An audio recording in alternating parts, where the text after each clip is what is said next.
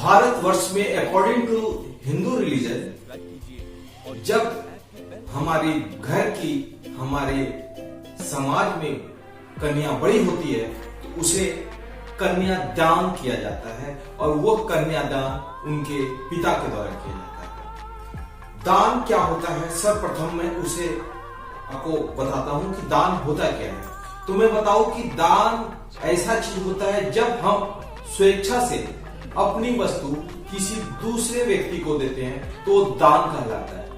दान एक ऐसा चीज होता है जिससे अगर आप किसी दूसरे को दे दो तो उस पर फिर आपका कोई हक नहीं होता।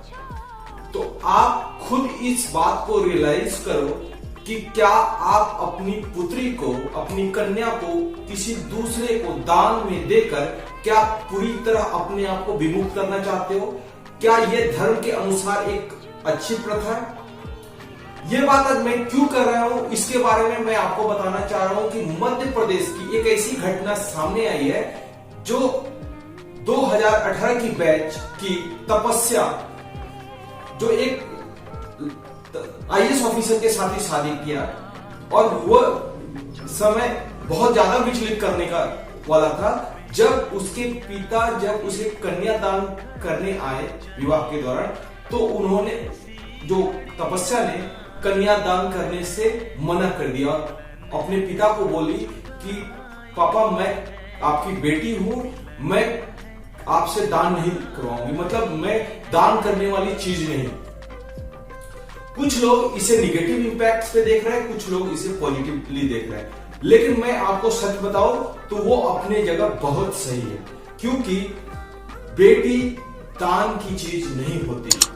मैं फिर से इस चीज को बताता हूं कि वो अपनी जगह एज ए एजुकेटेड बहुत अच्छी निर्णय लिया, उसकी निर्णय काफी सराहनीय है। समाज में ये पेश होना चाहिए कि हम बेटी को जो चीज समझते हैं, हमारा समाज बेटियों के प्रति जो मेंटेलिटी बना के रखी हुई है वो नहीं होती। बेटा और बेटी दोनों एक समान होते हैं, जो केवल हमारे मुख बिंदु तक सीमित रहता है, हम उसे सही में अप्लाई नहीं करते। हम बेटी और बेटों के बीच में एक बड़ा फ्रैक्शन बना के रखे हुए हैं, एक बड़ी दूरी बना के रखे हुए हैं। हमारा समाज, हमारा हिंदू धर्म कहता है कि अगर कोई व्यक्ति मर जाता है, उसकी मृत्यु हो जाती है, तो उसका जो देह, उसको जो अग्नि है, मतलब उसको आग देने का काम अगर पुत्र न करे तो उसे स्वर्ग की प्राप्ति नहीं होती, यानी उसे जो अग्नि देती है पुत्री, तो उसे वह स्वर्ग की प्राप्ति नहीं होती। अगर मैं अभी हाल की घटना का बात करूं तो आपने जरूर हमारे देश के सीडीएस बिपिन रावत को देखा होगा। उन्हें अग्नि देने वाली उनकी दोनों बेटी थी, जिन्होंने उन्हें मरणोपरांत उन्हें आग दिया, उन्हें अग्नि दी। तो क्या आप इस चीज से यह आशा या कयास लगा सकते हैं कि क्या उन्हें स्वर्ग की प्राप्ति नहीं हुई होगी? तो ये आपकी धारणा मेरे विचार से गलत है, क्योंकि जो शहीद होते हैं वो तो कभी मरते नहीं।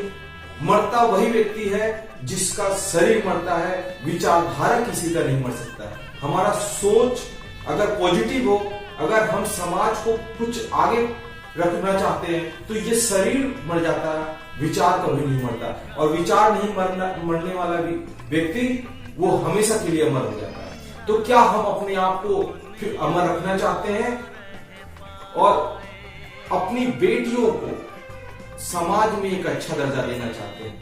तो हमें अपनी पुरानी सोच को बदलना होगा।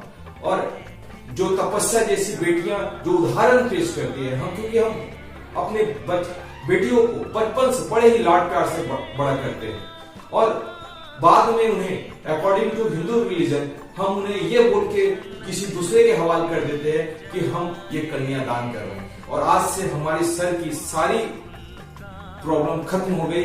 हमें अब इससे कोई लेना देना नहीं। तो ये हमारी सोच काफी पुरानी और दकियानुसी है, जिसे हमें पूर्णतः एक मॉडर्न रूप से सोचना होगा, एक आधुनिक रूप से सोचना होगा और उसे नए सिरे से एक नया समाज की रचना करनी होगी, जिसमें हमें अपनी बेटियों को भी वो सारी दर्जा देनी होगी जो अब तक वो केवल सरकारी जॉब तक नहीं कर। भारत के प्रत्येक सेक्टर में लड़कियों का एक अहम भूमिका रहा है।